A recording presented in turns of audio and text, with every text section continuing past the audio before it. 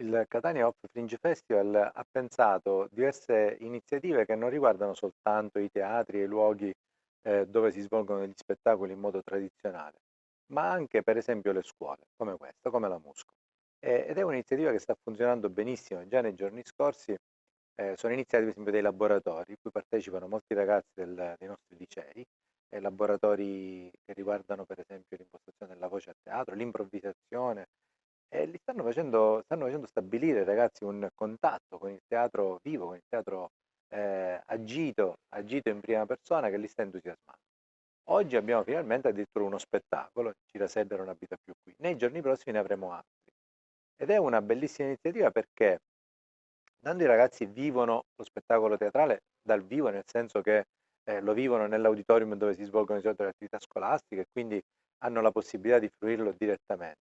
Ma in realtà le attività sono aperte a tutti, quindi abbiamo anche, oltre al pubblico dei ragazzi, anche alcuni genitori, per esempio, che hanno accettato l'invito di venire, potendolo fare ovviamente, ad assistere allo spettacolo.